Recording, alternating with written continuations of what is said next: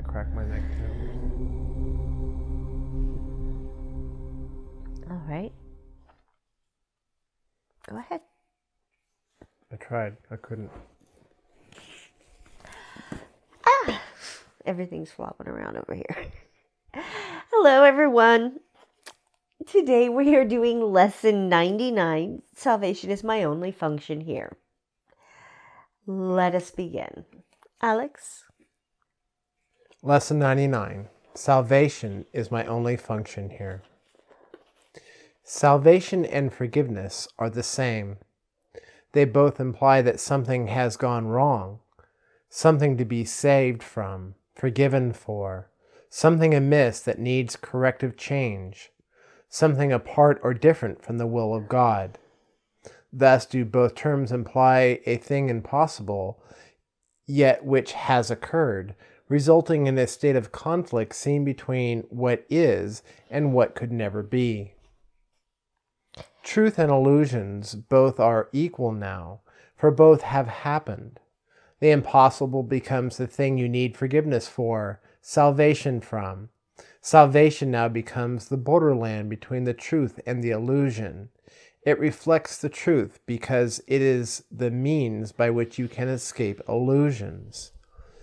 Yet it is not yet the truth because it undoes what was never done. Yes. So what it's speaking about there, folks, is that the very meanings of the words salvation and forgiveness, being that they're exactly the same thing, they imply that something has gone wrong. And in everything we have been taught that something's gone wrong, that we are bad, we are wrong, something's evil, good, right, wrong, all these things. And one of the things they are trying to get you to understand is that nothing has ever gone wrong. Ever. You have never done anything wrong or bad. Neither has your brother. No matter how violent their crime may seem to be, it still is not considered wrong. I know that sounds crazy, folks. What it is that in those moments, it is the judgments that you hold of it. That is what needs to be let go of, is those judgments you hold forth as being true. Those are the things that you are holding forth as defining you, defining your brothers, and defining this world around you and everything you experience within it. Everything you've been taught to think and believe to be true is what you judge everything by. You project out those beliefs before you and perceive what it is you believe. In this state that they're talking about, they bring everything together to where it interweaves, where there's this very fine line that still seems to be in place. And what they are speaking of is how when these things are brought together, you begin to recognize certain patterns at play, certain sequences that seem to happen again and again. They repeat themselves. And in your mind, you are finding truths, but the illusions are now not quite as strong, but they're still in place. So you're seeing them at an equal basis now. It's like you're still following those ego beliefs and judgments of everything. And yet you're seeing the truth of things too. And you're not sure how to break the two apart. And that's what this is getting to. How it is to recognize that you can see through it. Recognize where they sever. And it's that belief in forgiveness that you need to forgive something. That is part of what it's talking about. It's letting go that belief that anything has gone wrong, which means there's never anything to actually forgive. Because if everything that happens is for your benefit, how could anything ever go wrong? Please continue. How could there be a meeting place at all where earth and heaven can be reconciled within a mind where both of them exist? The mind that sees illusions thinks them real. They have existence in that they are thoughts, and yet they are not real, because the mind that thinks these thoughts is separate from God. What joins the separated mind and thoughts with mind and thought, which are forever one? What plan could hold the truth inviolate, yet recognize the need illusions bring, and offer means by which they are undone, without attack and with no touch of pain? What but a thought of God could be this plan, by which the never done is overlooked and sins forgotten, which were never real? And that, folks, what it speaks of there in those two paragraphs, one about where that fine line where these two meet, and recognizing how to reconcile them together. And, as I keep sharing and sounding like a broken record, as Alex pointed out earlier today, I sound like a broken record. With everything being our choice, to choose to believe as we do, think as we do, accept the judgments and opinions that we do, experience everything as we choose. The meeting place they speak of here is recognizing that you are the one that is choosing, and recognizing the truth that is set before you, and accepting that and letting go of what you've been taught, the illusion, the lies. And even though when you started all of this, you had this strength of belief that the illusions you've been taught were real.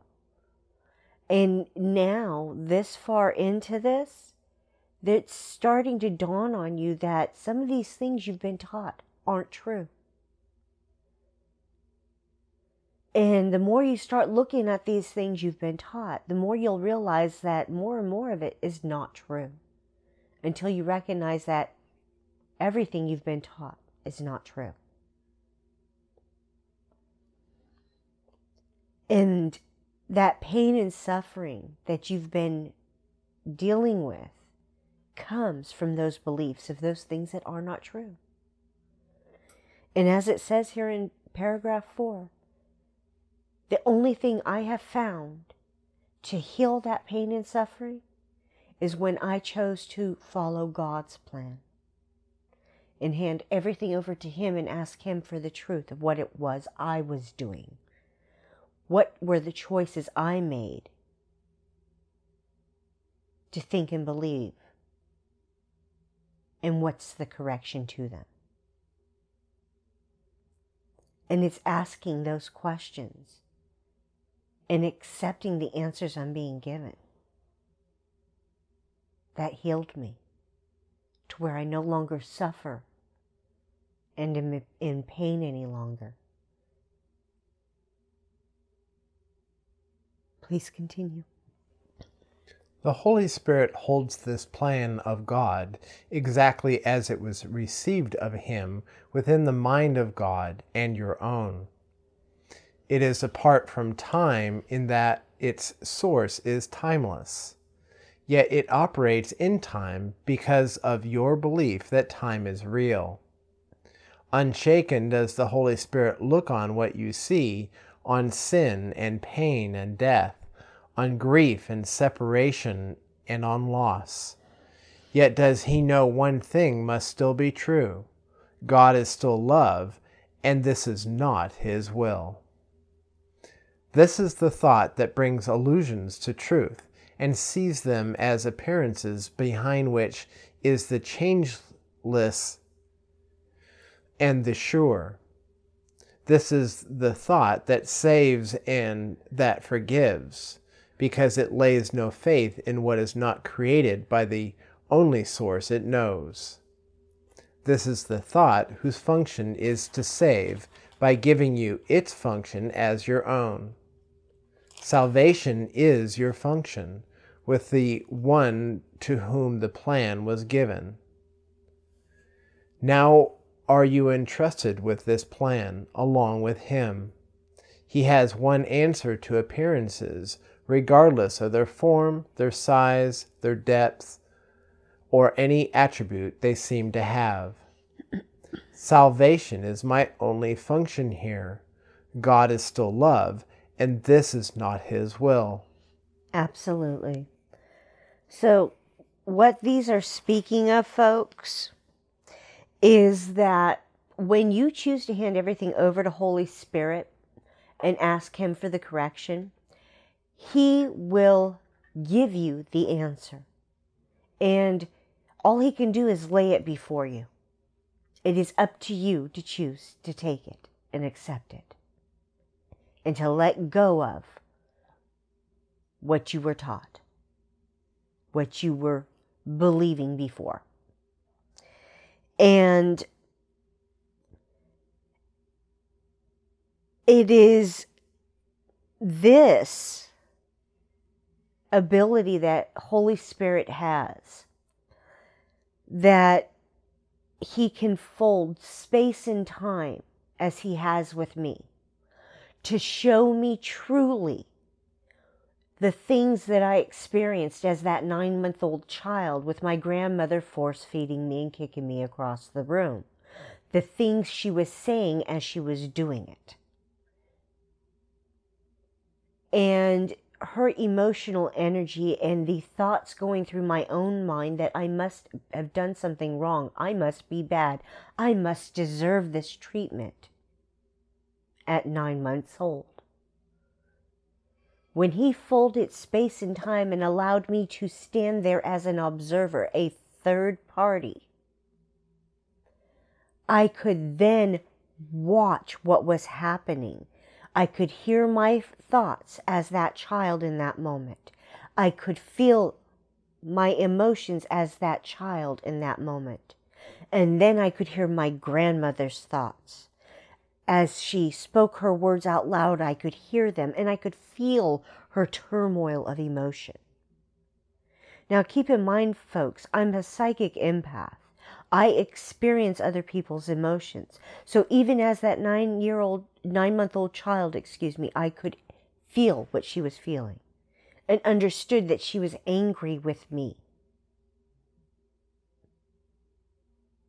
believing I was the object of her pain and misery. And in truth, she was angry at herself for not being able to control my father.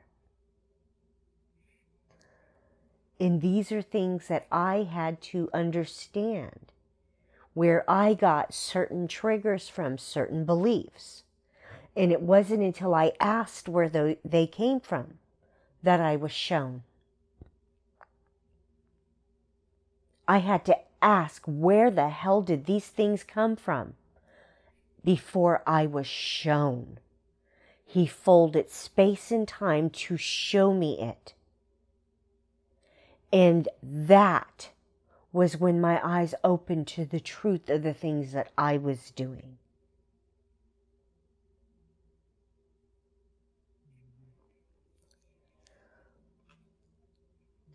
Holy Spirit has the ability to do anything and everything. He is not limited. The only thing He cannot do is take away your free will. He can give you the answer, but it's up to you to accept it. And it's only when we start to look at our thoughts to see what it is that we've been thinking in any given moment, that we see the truth of what it is we have been believing to be true, what it is we've put our faith, trust, and belief into, what it is we are judging. All of these things are being handed to us in every single moment if we only choose to look at the thoughts going through our own heads. We're constantly taught to seek out there in the world and ask everybody else out there, what am I doing wrong? What is it I need to do here? What do you think I should be doing? And never once are you taught to go within and look at what it is you're thinking, feeling emotionally, and experiencing physically when these thoughts and emotions come up within you. And to look at what they are and where they came from. To ask yourself, why am I believing it and where the hell did it come from?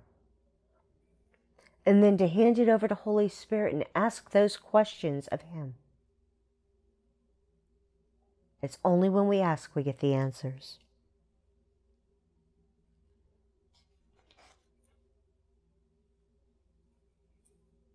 And the thought they are telling you guys to consider using, salvation is my only function here. God still is love, and this is not His will. Anything that causes pain and suffering is not God's will. To cast a judgment in any way is not His will. His will is allowing and accepting whatever it is we choose for ourselves to experience in any given moment. That is His will for us, which is He wills for us what we will for ourselves. Please continue. You who will yet work miracles, be sure you practice well the idea for today. Try to perceive the strength in what you say, for these are words in which your freedom lies. Your Father loves you. All the world of pain is not His will. Forgive yourself the thought He wanted this for you. Then let the thought with which He has replaced all your mistakes enter the darkened places of your mind, the thoughts that were never His will. So I need to say something. This harkens back to what I was just speaking of. And there's something that's being brought to my attention.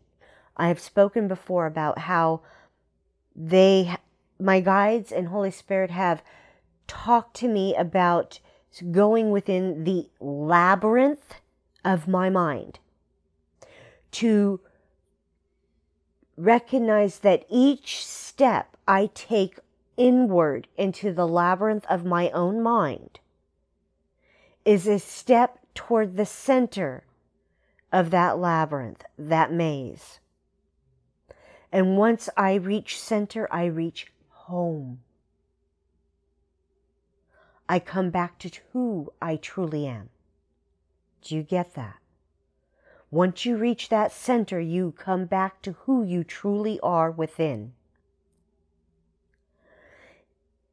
And the understandings and the visuals I was given when I was giving those words about walking the labyrinth of my mind, that each step I was to take it with Holy Spirit and to ask Him to shine His light before me and show me the way and the truth of what it is that I am doing so I can get back to who I am. And as I took each step, it was another experience being looked at. Another nook, another cranny being, a light being flashed into, and anything in there being dragged out. I started looking at all the experiences, seeking them out within my own mind that I've ever had and had traumas from, and looking at them Every single part, the rapes, the molestations, the beatings, all of them, in minute detail, to understand what it was I was thinking and believing and experiencing in those moments, mentally, emotionally, and physically. And then to allow myself to hear what was happening with those that were doing those things to me. Just like that first time Holy Spirit folded time and space, each time I ask, He does it for me. Ask and you will receive, but you have to ask. Please continue. This part belongs to God, as does the rest. It does not think its solitary thoughts and make them real by hiding them from Him. Let in the light, and you will look upon no obstacle to what He wills for you. Open your secrets to His kindly light, and see how bright this light still shines in you. Practice His thought today, and let His light seek out and lighten up all darkened spots, and shine through them to join them to the rest. It is God's will your mind be one with His. It is God's will that He has but one Son. It is God's will that His one Son is you.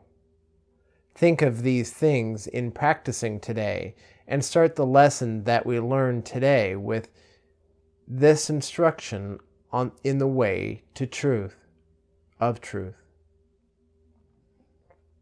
Salvation is my only function here. Salvation and forgiveness are the same. Then turn to Him who shares your function here, and let Him teach you what you need to learn to lay all fear aside, and know yourself as love, which has no opposite in you. Yes. So what those are speaking of, folks, is just like I was just speaking just momentarily ago about handing it all over to them and asking them. Ask them to shine their light of truth before you, to be willing to walk into those dark spaces in your life, those traumas, those trials, those tribulations, to be willing to look at them freely now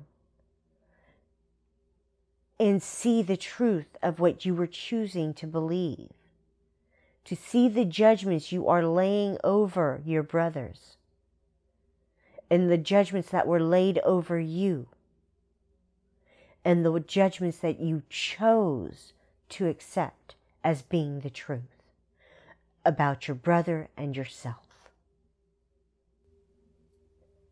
Be willing to look at these things and hand them over.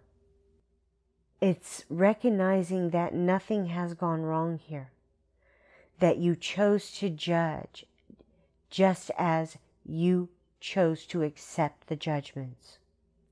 And in everything, folks, it's a pattern repeated. Just as we shared yesterday, I will say it again. You have been repeating patterns taught to you. It's a pattern learned. Everything that you do in your life is a pattern learned. And just like your parents before you and your grandparents before them and so forth throughout history, generationally, it's a pattern repeated, taught to the next generation and never questioned until now.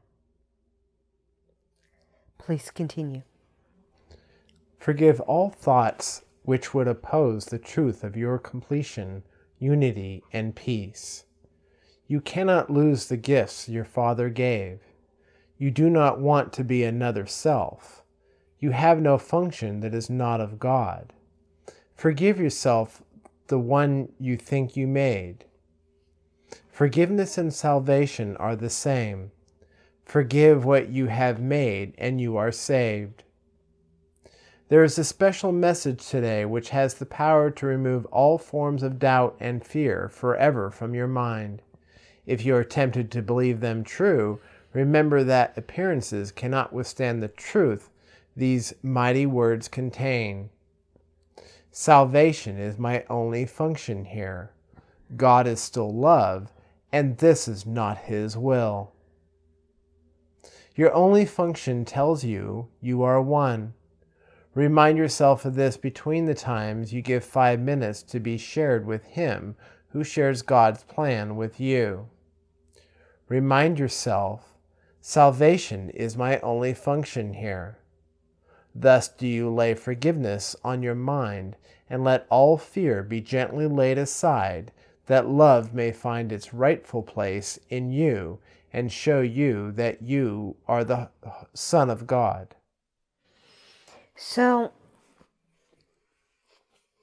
this whole thing with salvation, folks, as my guides have explained it to me, salvation is accepting responsibility for the choices you have chosen to make.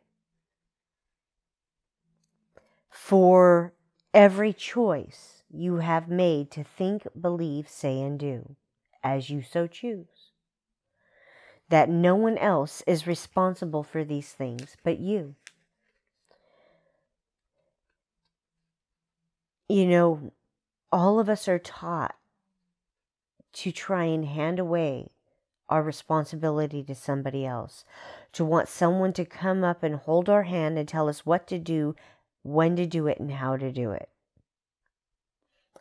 And not be told why it is we have to do it that way. Just tell us what to do and we'll do it. We don't want to think about any of it. Just do what we're told and be done with it. Let somebody else be responsible. It doesn't work that way. In everything, you have to accept responsibility for whatever it is you are choosing to think, believe, say, and do. Whatever it is you are choosing to feel emotionally, feel and experience physically, that is your choice. Even when it comes down to the diseases that your body incurs. Even that is a choice, folks. I found that out firsthand too.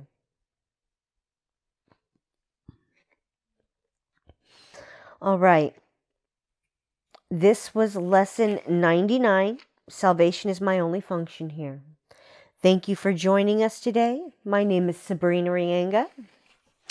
And I am the Holy Son of God, a.k.a. Alex Reyenga. Yes, he is. He is the Holy Son of God, a.k.a. Alex Reyenga. And I'm in love with him. I was just going to say Holy Son of God, but I don't want to sound too conceited. You know, I'm playing this character, this role. Yeah, you're just an actor on the stage right now. Right. As we all seem to be. Mm-hmm. Yeah, we're all actors on a stage. But some of us get to rise above it and watch the actors on the stage without being part of it. We're here, we're in it, but not of it. Thank you for joining us today, everyone. Hugs, love, light, and blessings on your journeys. Please be the light you are meant to be. Be the light we know you to be. Please choose to be the light.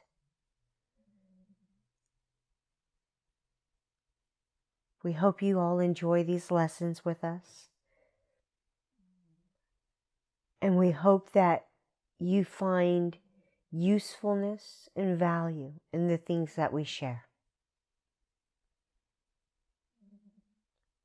I try to pack as much information as possible into these.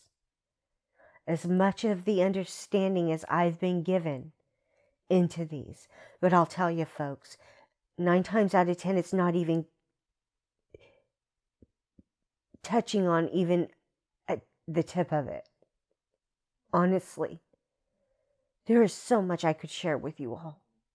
I just have no idea or understanding of how to go about doing so. one a day for 365 days. That's one way. That's, an hour per video. That's, a lot of information you can share over a year. I know. Sometimes I think I do an overload sequence or something on these folks. Maybe broken record sequence. Yeah, but, it keeps telling us things have to be repeated again and again and again before we get it. It's that repetition. All right, folks. Have a beautiful, wonderful day. Hugs, love, light, and blessings. We love you.